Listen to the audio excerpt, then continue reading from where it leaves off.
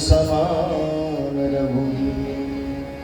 अस विचार रघुवंश मन, हरौ विसंभव वीर। आमहि नारी प्यारी जिमि, लोभी प्रिय जिमिदार। तिम रघुनाथ निरंतर, प्रिय लागई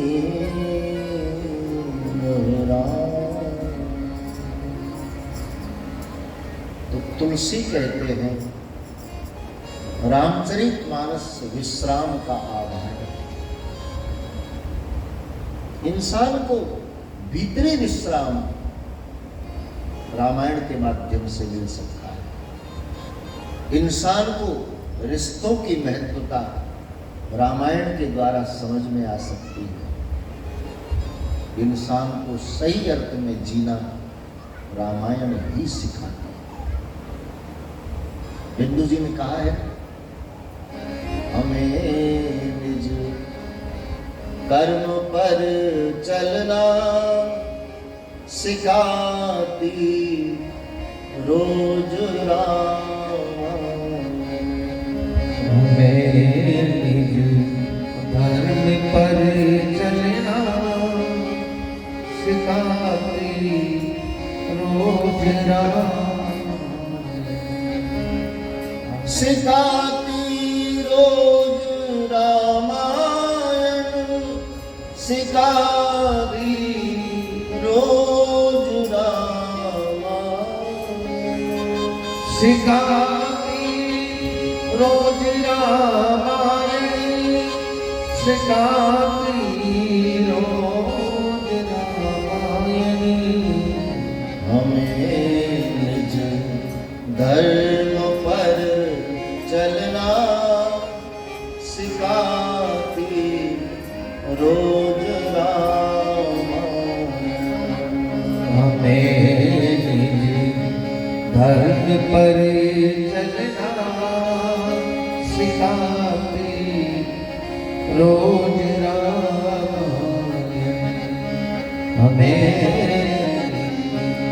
धर्म पर चलना सिखाती रोज रामायण। तो निज धर्म और निज कर्म, निजी जीवन रामायण इंसान को भली भांति सिखाती है। तो जीना सिखाती है रामायण और मरना सिखाती है श्रीमद् भागवत। अथवा तो ये कहा जाए कि जीवन को सुधार दिया रामायण ने और मरण को सुधार दिया भागवत ने। हमारे दोनों ही पन सुधरे, ये जरूरी है, जीवन भी और मरण भी। रामायण में कहा ना, जियत मरत फल दशरथ पावा। दशरथ जी का जन्म भी सफल हुआ और मरण भी सफल हुआ। क्यों? क्योंकि जिए तो राम प्रेम में और मरे तो राम विरह में। राम राम कही राम, राम राम कही राम। तन पर हरि रघुबर विरह, राम गयो सुरधाम। जन्म जन्म मुनि जतन कराई, अंत राम निकसत नाही। जन्म जन्म मुनि जतन कराई, अंत राम आवत नाही। 6 बार दशरथ जी ने मरते समय राम नाम का उच्चारण किया। 6 बार राम राम कही राम कही, राम राम कही राम। 6 बार। एक बार भी आना मुश्किल है। मरते समय जिसके मुख पर हरि नाम आ गया उसका तो समझो हो गया कल्याण, हो गया बेटा। तो मरण सुधारती है भागवत जी।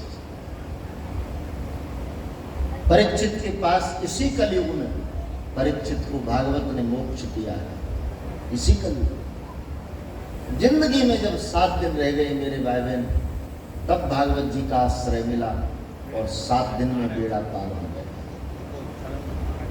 7 दिन में कल्याण हो। तो जीना सिखाती है रामायण, मरना सिखाती है भागवत, और जीने मरने के बीच में एक तीसरी बात आती है, वो है लड़ना, वो सिखाती है महाभारत। लड़ें कैसे, ये महाभारत से सीखो।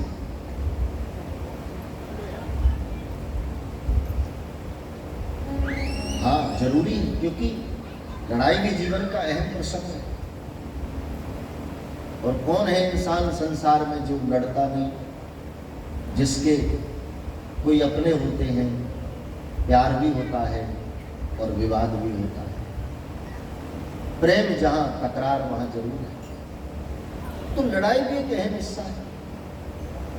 तो महाभारत ये नहीं कहती कि आप जरूर लड़ो, लेकिन ये जरूर कहती है कि लड़ो तो कैसे लड़ो, ये सीख लो महाभारत से।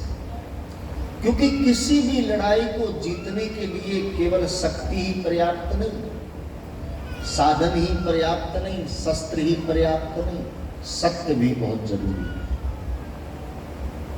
सत्य के बिना लड़ोगे ना तो हार जाओगे। कोई भी लड़ाई सेना, शक्ति और शस्त्र से ही नहीं जीती जाती। सत्य, न्याय और धर्म का होना भी बहुत जरूरी है।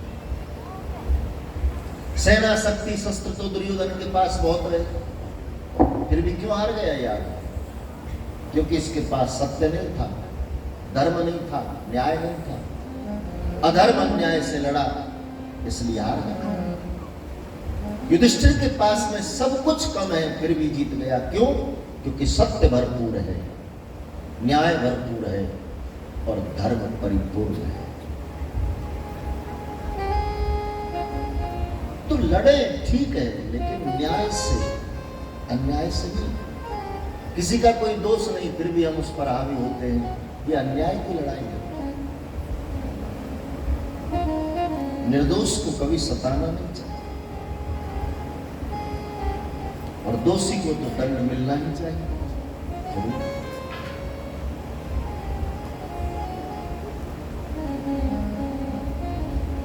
तो बहुत ज्यादा चर्चा न करके केवल 2 आदमियों के जीवन चरित्र पर भलीभांति प्रकाश डाला है, युधिष्ठिर और दुर्योधन। संसार के सभी प्राणी जानते हैं कि दुर्योधन कैसा है और युधिष्ठिर कैसा है। दुर्योधन कैसा है? अधर्मी, अन्यायी, असत्य का निर्वाह करने वाला, लोभी, दंभी, अहंकारी, काम, उसमें सब दुर्गुण गुण नहीं। और युधिष्ठिर परम धर्मात्मा, परम धर्मात्मा, सत्य न्याय को आत्मसात करके जीवन की राह पर चलने वाला ये महापुरुष धर्म स्वरूप है, साक्षात धर्म अवतार है साक्षात। युधिष्ठिर कोई सामान्य प्राणी नहीं है, धर्म अवतार। और उसी धर्मात्मा के साथ में दुर्योधन कितनी ज्यादती करता है, कितना उसको सताता है। कभी लाक्षागृह में जलाकर मार देना चाहा, कभी लड्डू में विष देकर मार देना चाहा। क्यों? उसकी इच्छा है कि ये मर जाएं तो सब मेरा हो जाए, इस वैभव का कोई बंटवारा ना हो, इसका मालिक मैं हूं। ध्यान देना मेरे भाई बहन, इंसान के जीवन में जब अतिशय लोभ आने लगता है तब वो स्वाभाविक पाप करने लग जाता है, क्योंकि लोभ ही पाप का जन्मदाता है। लोभ आएगा जीवन में तो पाप आएगा ही, उसको रोक नहीं सकते। जीवन को पाप मुक्त जीना है तो लोभ छोड़ो। लोभ रहेगा तो पाप रहेगा। दुर्योधन इतना लोभी है, इतना लोभी है, इसलिए पाप पर पाप, पाप पर पाप किए जाते। और एक दिन तो बड़ी सभा में पांडव पत्नी को बेआबरू करके उनको अपमान से मार देने की कोशिश की, लेकिन जाको राखे साइया मार सके ना कोई, बाल न बाको कर सके जो जग वैरी। बड़ी सभा की आप सब कथा जानते हैं।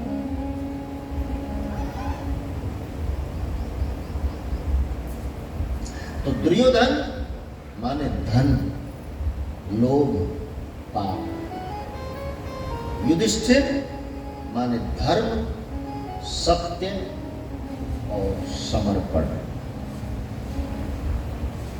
धर्म, सत्य, समर्पण, ये तीन गुणों का भंडार है युधिष्ठिर।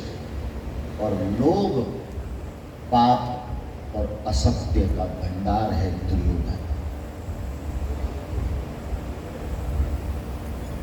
और मुझे लगता है कि आज भी समाज में इन दोनों की कमी नहीं है, दोनों खूब है। दुर्योधन भी बहुत और युधिष्ठिर भी बहुत, क्योंकि युधिष्ठिर न होते तो धरती कैसे टिकती। धर्मात्मा नहीं रहेंगे तो धरा भी नहीं रहेगी। आप धर्मात्माओं के प्रताप से धरा टिकी, इसलिए ऐसा तो हम माने ही नहीं कि उनकी कोई संख्या कम हो गई, नहीं, भरपूर।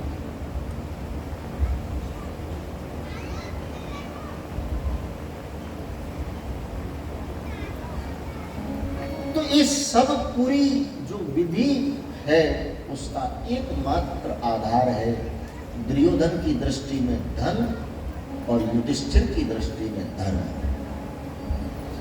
दुर्योधन धन को ही सब कुछ मानता है, युधिष्ठिर धर्म को ही सब कुछ मानता है। दुर्योधन धन पाने के लिए कुछ भी करने को तैयार है और युधिष्ठिर धर्म निर्वाह करने के लिए कुछ भी करने को तैयार है। और धर्म क्या है आप समझते हैं अच्छे से?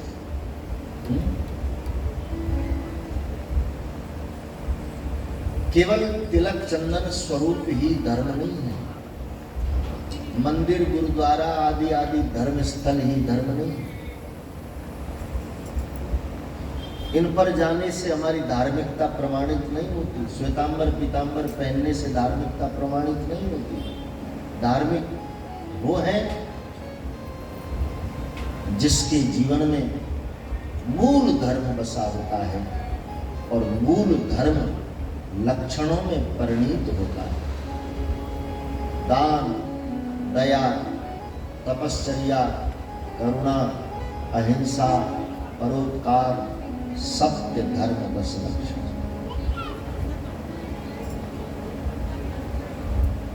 कोई तिलक चंदन नहीं, कोई श्वेतांबर पीतांबर नहीं, कोई मंदिर गुरुद्वारा नहीं, जिनके आचरण में धर्म के लक्षण बसे होते हैं वो जहां भी रहे, जैसा भी रहे, हर हाल में धार्मिक ही होता है।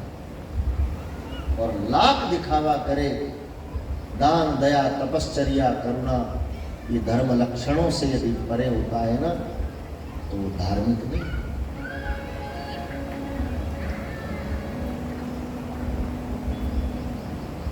तो हमारा धर्म हमारा धन होता है और धर्म वो हम सत्य के रूप में अपने पास रखें, दान के रूप में, दया के रूप में, तपश्चर्या के रूप में, करुणा के रूप में, अहिंसा के रूप में। इतने लक्षणों में से एक तो हमको समझ में आएगा ना। यदि एक भी हमारे विचारों में उतर गया मेरे भाई बहन तो प्राणी संपूर्ण धार्मिक हो जाता है। रामचरितमानस में कई लक्षणों को बहुत सराहित किया गया। बाबा जी कहते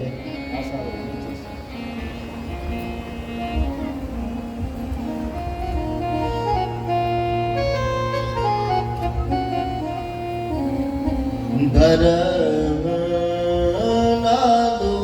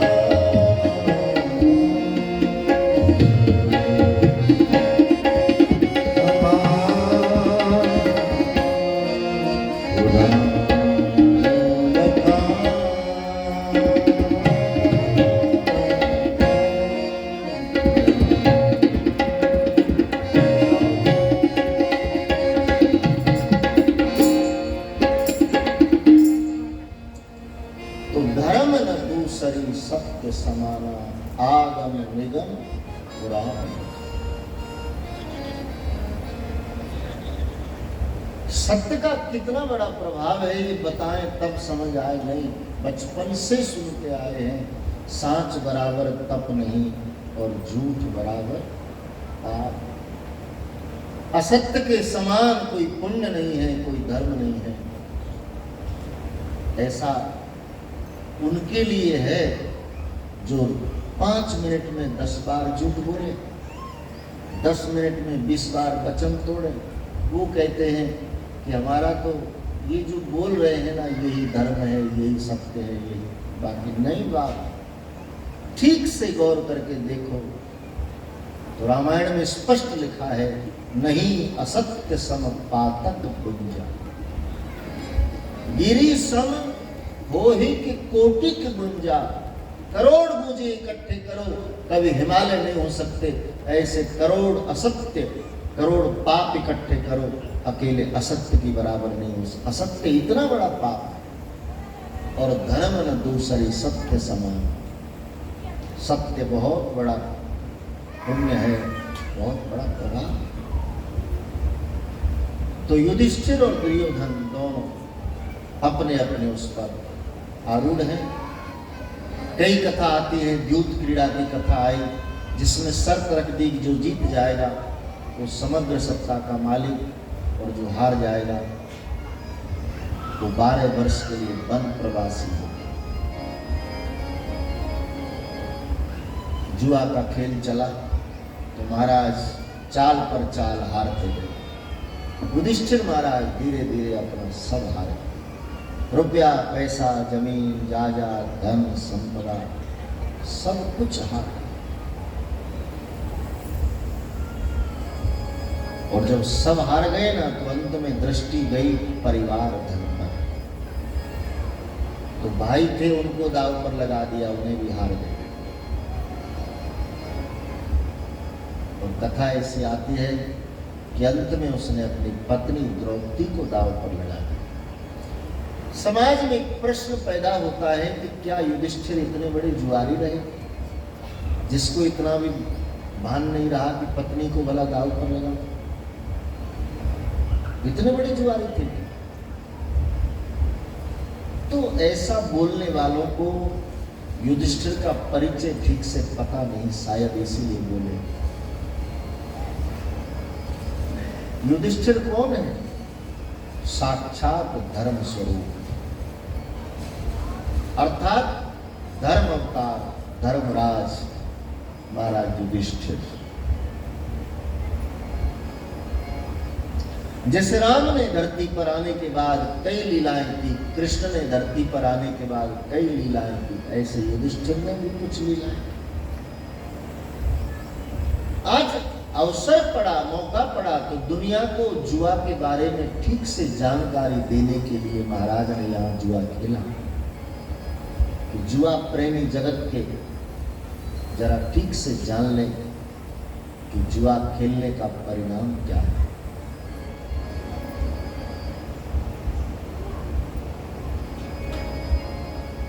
और लीला वही कर सकता है मेरे भाई बहन जो सामर्थ्य लेकर बैठा, क्योंकि गोस्वामी जी ने कहा है, समरथ कहूं नहीं दोष गोसाई,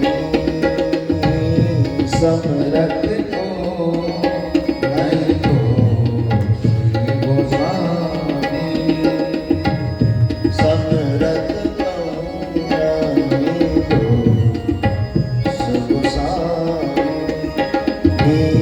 समरथ को नहीं दोष गोसाई,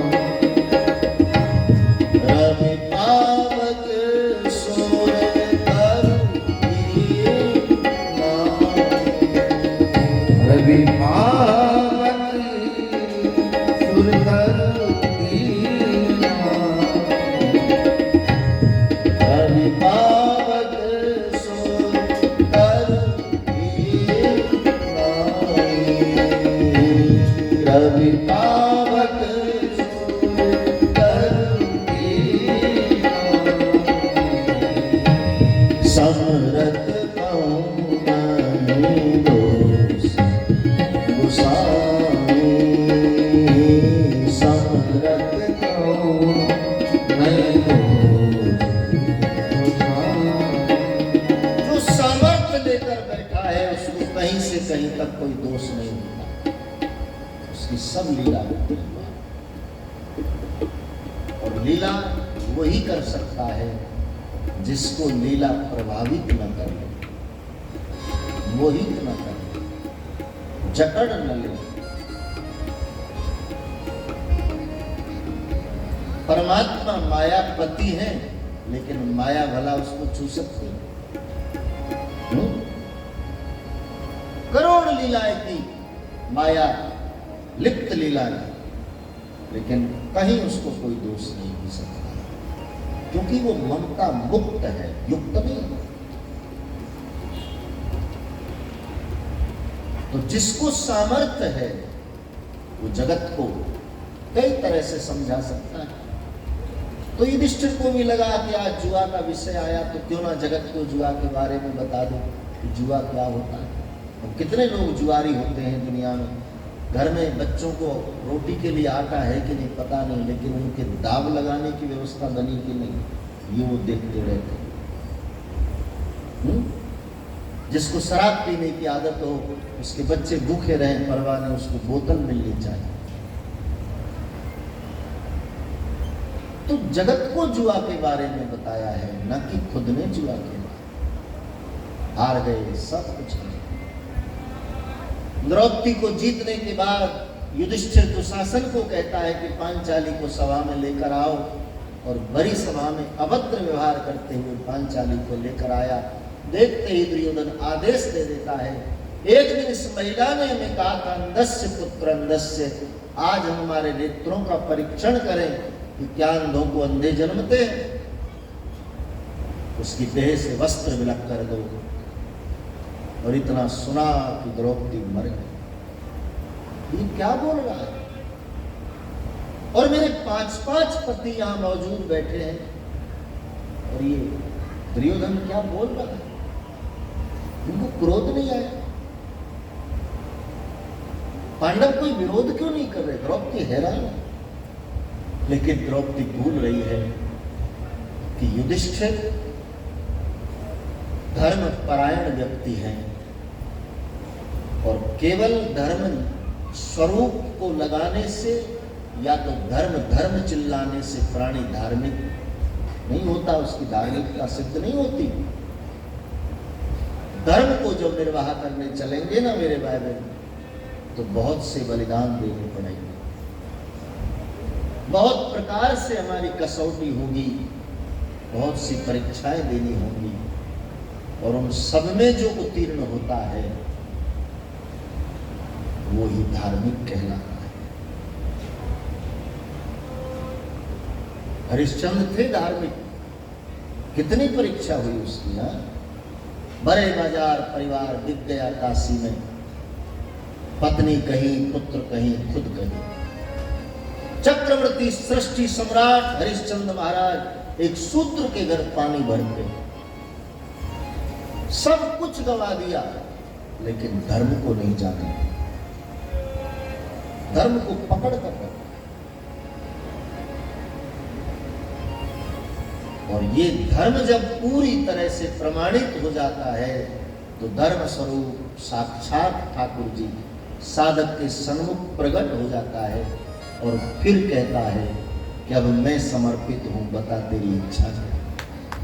अब तू जो कहे, तू जो कहे।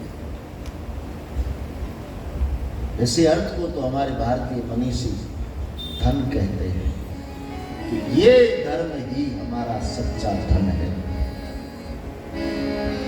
हमारो धन राधा राधा राधा, हमारो धन राधा श्री राम श्री राम, परम धन राधा राधा राधा राधा,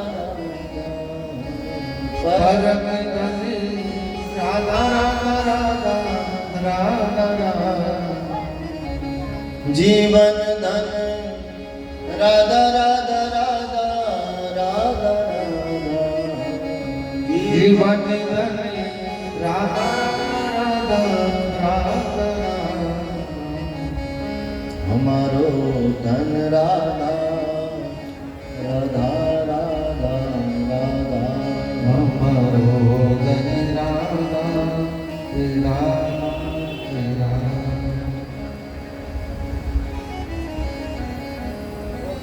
यही सच्चा धर्म है।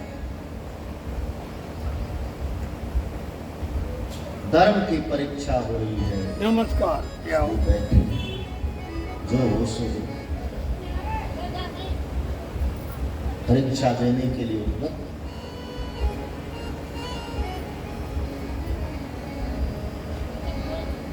पांडवों से निराश द्रौपदी आचार्य द्रोण के पास, कृपाचार्य के पास, पिता में भीष्म के पास, कहां कहां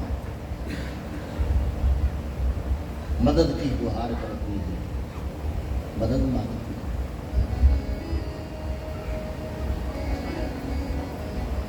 लेकिन सबकी ओर तरफ से निराश लौटी। तब द्रौपदी को सुध हुआ कि अरे दाता तो मेरा कृष्ण है, मेरा बांके बिहारी, मैं भिखारियों से भीख मांगा। और बड़ी सभा में हाथ जोड़ करके ठाकुर जी के चरणों में ध्यान लगा दिया, अपने आप को समर्पित कर दिया कि हे गोविंद, अब लाज मेरी नहीं तेरी जाए, जाएगी लाज तिहारी मुरारी, जाएगी लाज।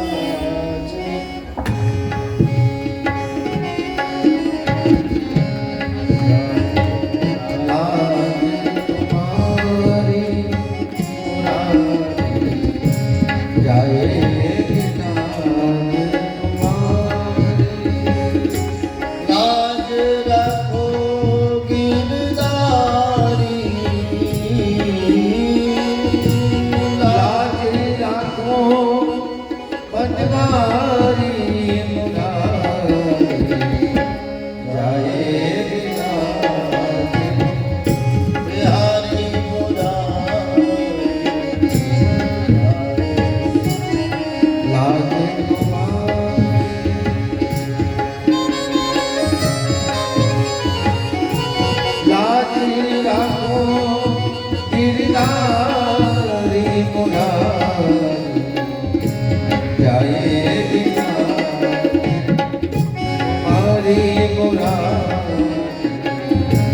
जैसी लाज राखी अर्जुन की, जैसी लाज हे प्रभु हे हरि। राखी अर्जुन। कितने उदाहरण दिए उसने, याद दिलाया तूने वहां उसके लिए, वहां उसके लिए, वहां उसके लिए, आज मेरी बात। जैसी लाज राखी अर्जुन की, जैसी लाज राखी अर्जुन। भारत जोत मजारी, भारत योग मजारी। सारथी बन के तब रथ आयो, सारथी बनकर जब रथ चक्र सुदर्शन धारी, जाए तुम्हारी मुरारी। जाए मारी जाए।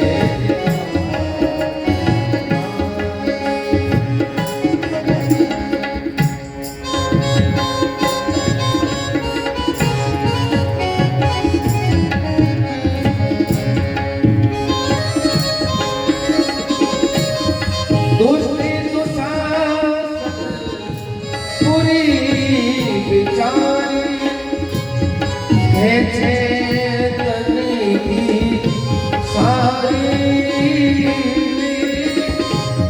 दुष्टि दुशासन पूरी विचारी, खेचे तनी की सारी।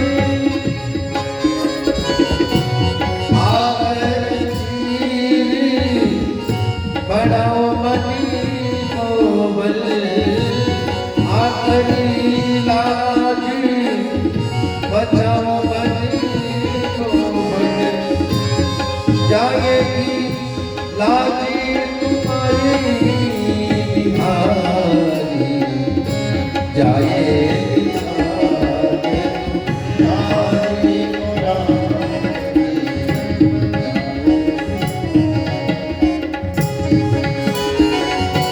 लाजी रखो गिरधारी को, लाजी रखो पटवारी मुरारी। जाएगी हमारी मुरारी, जाएगी हमारी मुरारी।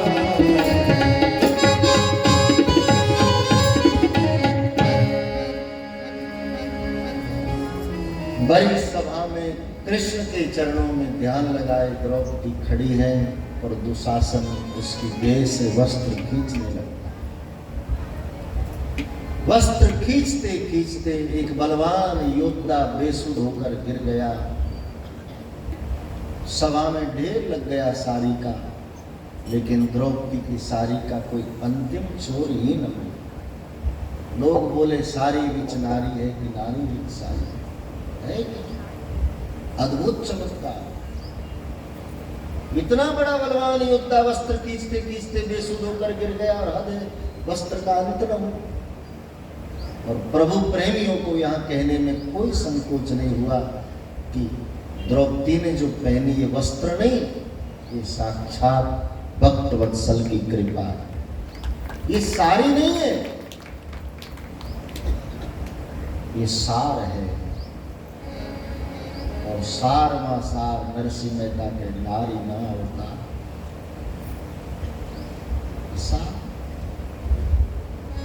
सारी होती तो समाप्त हो गई होती। ये तो कृपा वस्त्र है, कृपा। और स्पष्ट उद्घोष कर दिया हरि भक्तों ने कि वसन रूप भय भगवान। आज जरूरत पड़ गई तो मेरा ठाकुर जी वस्त्र रूप में आकर के भक्त की लाज बचा गया। जरूरत पड़ी राम रूप में आए, जरूरत पड़ी कृष्ण रूप में आए, जरूरत पड़ी नरसिंह, वारा, बुद्ध, कच्छप, मत्स्य, कितने अवतार। आज जरूरत पड़ी भक्त की लाज बचाने हेतु तो ठाकुर जी वस्त्र रूप में आ गए। वसन रूप भय भगवान, वसन रूप भय। बोलिए भक्त वत्सल भगवान की। ये साक्षात वत्सल। और आज भी जिसने पुकारा उसे उबारा। द्रौपदी के समान किसी की पुकार में करुणा और विश्वास हो तो आज भी कृष्ण को प्रकट होने में कोई संकोच नहीं। गज ने पुकारो तब गरुड़ विसारो, जाए ग्राहक संगारो, सुनी प्रेम की पुकार। गज ने जब गरुड़ी कहाँ गज ने पुकारा, जब जो बर सूर शेष रही तब पुकारा। और सुनि प्रेम की बोली द्रौपदी बेचारी अब आजा बनवारी। बोली बोले द्रौपदी बेचारी अब आजा गिरधारी। मोहे आस है तिहारी और जाऊं का द्वार। मोहि आस में तिहारी और जाऊं का द्वार।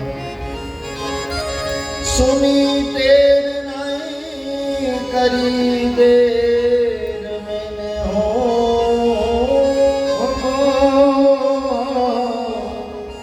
सुनी तेरी नहीं करी देर, तुरत ही चीरी बढ़ायो बढ़ायो।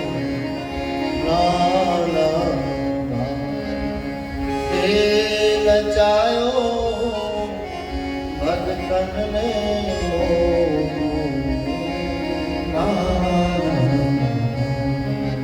कहूँ शस्त्र नहीं उठाऊं, रण छोड़ भाग जाऊं और प्रतिज्ञा निभाऊं भीख मांगूं।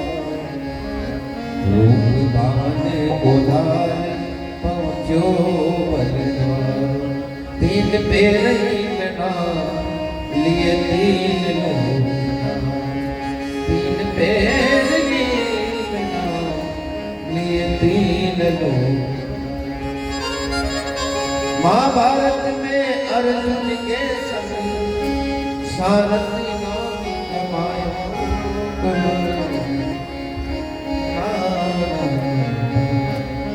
दे नचायो भगतन ने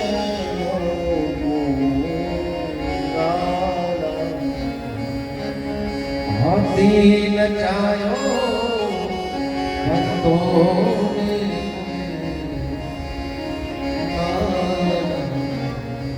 नट मरकट इव सब ही नचावत, राम खगेश वेद असदावत। सब ही नचावत राम गुसाई, उमाधार जो सिख कीना।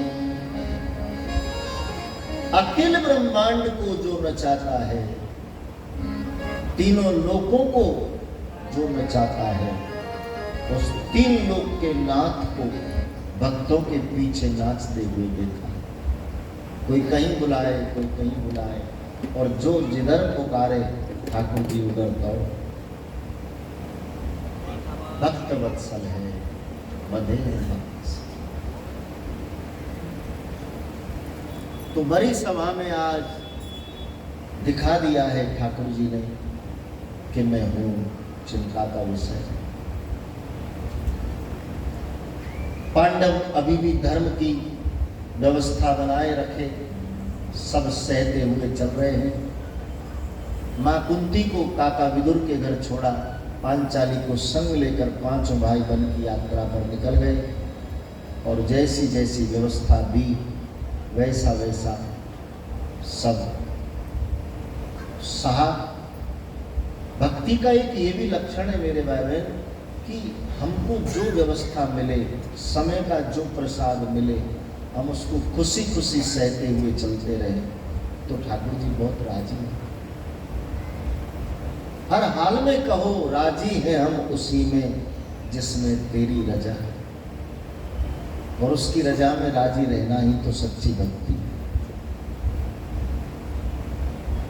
वो जो समय का प्रसाद दे उसको श्रद्धा से सहो। तपस्या तब ही प्रमाणित होती है जब ठाकुर जी के दिए समय के प्रसाद को हम सहज से स्वीकार कर लें। और समय के प्रसाद में 6 बातें आती हैं: हानि लाभ, जीवन मरण और जस अपजस। जो वशिष्ठ बाप जी ने कहा, सुनो भरत भावी प्रबल बिलक कहो मुनिनाथ, हानि लाभ जीवन मरण जस अपजस विधि हाथ। तो जो विधाता के हाथ में है उसको हम पलट नहीं सकते, और जो हमें देना है वही उसको देना है। हम कैसे कह दें कि हमें ये नहीं चाहिए? वो जो दे उसको सहज और श्रद्धा से स्वीकार करते चलो। यही तुम्हारी साधना है और यही उपासना है। बहुत अच्छा कहा महात्मा, जिंदगी की डोर सौंप हाथ दीननाथ, जिंदगी की डोर सौंप हाथ दीननाथ, वो महलों में राखे चाहे झोंपड़ी निवास दे, वो मेलों में रखे चाहे झोंपड़ी में बास दे। विधि का विधान जान हानि लाभ सही जाहि विधि आगे ताही विधि रही, जाहि विधि आगे ताहि विधि रही। जैसे हरि रखे हम राजी रहें, यही सच्ची उपासना है।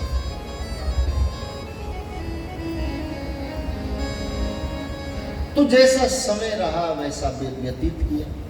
सम्राट सेवक बनकर के समय निर्वाह करते हैं। जो द्रौपदी जिसकी सेवा में 10-10 दासियां लगी रहती थी, आज वो खुद सेविका बनकर के समय निर्वाह कर रही है। उसको कोई आपत्ति नहीं।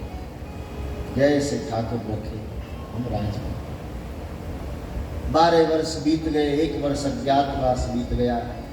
सवाल उठा कि अपना हक वापस लिया। युद्ध का निर्णय हो गया। पांडवों ने युद्ध का निर्णय कर लिया। तो श्री कृष्ण को पता चला और भगवान पांडवों को आकर मिले कि भाई एकाएक युद्ध का निर्णय, ये तो ठीक नहीं। एक मौका तो उसको दो। बोले महाराज वो मूड है, उसको कौन समझाए?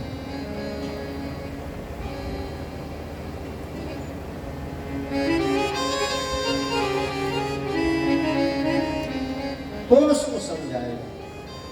हाँ, आप चाहो तो, आप चाहो तो आपकी मर्जी में हमारी मर्जी। क्या मतलब? बोले आप शांति का प्रस्ताव लेकर जाओ, हम राजी हैं, हमको कोई जरूरत नहीं है युद्ध में ही, हमारी कोई रुचि नहीं है। लेकिन वो माने तो। और तब श्री कृष्ण शांति दूत बनकर के हस्तिनापुर गए। पांडवों की ओर से धृतराष्ट्र और दुर्योधन को हजारों मंत्र उपदेश देकर समझाया, लेकिन विनाश काले विपरीत बुद्धि, जिसका विनाश निश्चित हो गया उसको कौन समझाए? उसकी समझ में तो भगवान की बात भी नहीं आती।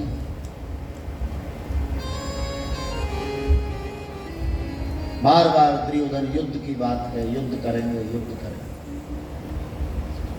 आखिर भगवान ने इतना समझाया और समझौते के लिए हद कर दी समर्पण की कि मेरे 5 पांडव हैं, तुम 5 पांडवों को केवल 5 गांव ही दे दो।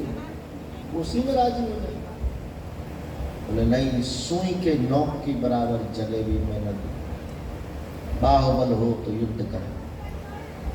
आखिर भगवान ने शंखनाद करके युद्ध का उद्घोष कर दिया कि दुर्योधन, अब तेरी मुलाकात पांडवों से कुरुक्षेत्र के रणांगण में होगी और वहां शास्त्र नहीं केवल शस्त्र ही चलेंगे। ठाकुर जी इतना कहकर चल दिए। धृतराष्ट्र के महाराज, हमने आपके लिए 56 भोग बनाए हैं, कृपया स्वीकार करो। भगवान के अधर्म का अन्न खाकर मैं मेरी बुद्धि कुंठित नहीं करना चाहता। आचार्य द्रोण, कृपाचार्य, पिता में भीष्म के महाराज, वहां नहीं तो हमारे घर चलो। भगवान ने कहा तुम कौन से कम हो, तुम भी तो उसी के सहयोगी, इसलिए तुम्हारे घर भी न जाओ। तब अंतः प्रवृत्ति से भगवान के भक्त विदुर ने भगवान को आमंत्रित किया और भगवान थोड़ी देर में विदुर की कुटिया में पधारे। विदुर धन्य हो गया। विदुरानी ठाकुर जी के सन्मुख बैठ गई और एक टक निहारने लगी। आज नेत्र कृत्य कृत्य हो गए, धन्य धन्य। आंखों की यात्रा पूरी हो गई, परमात्मा का दर्शन।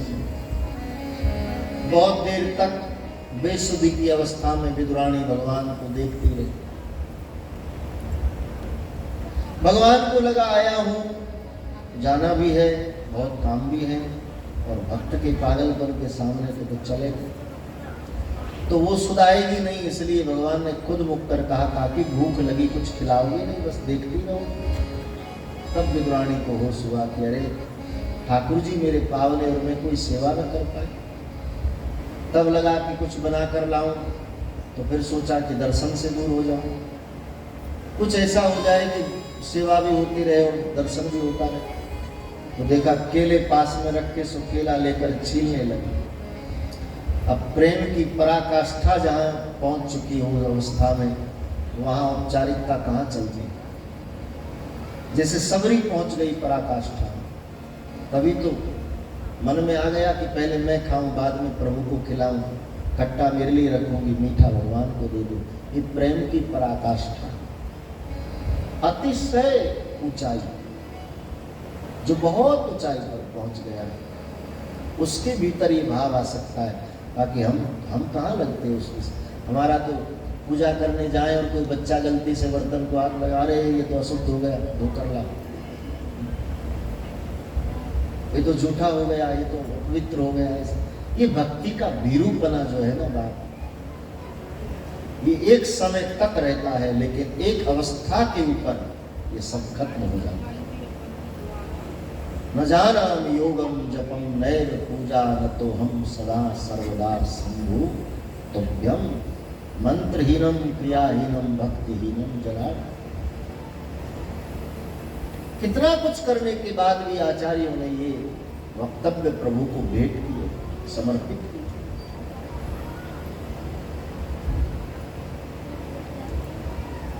तो औपचारिकता छीलने लगे और दे रही है कि केला दूं प्रभु को, लेकिन भाव में डूबी। हुआ ऐसा कि केला की ग्रह धरती पर डाल दी और छिलका हरि के हाथ पर रख दिया। तो महाराज पाइए, भगवान ने देखा कि छिलका, प्रभु को लगा कि चलो भक्त ने प्रेम से छिलका दिया है, तो अब छिलका ही मेरे लिए 56 भोग है, और भगवान छिलके को ही खाने लगे। बोलिए भक्त वत्सल भगवान की। अब सोचो, कहीं तो छिलका 56 भोग से बहुमूल्य हो गया, और कहीं 56 भोग छिलके जैसा भी न रहा। सूरदास जी को लिखना, दुर्योधन के मेवा त्यागे, दुर्योधन के मेवा त्यागे,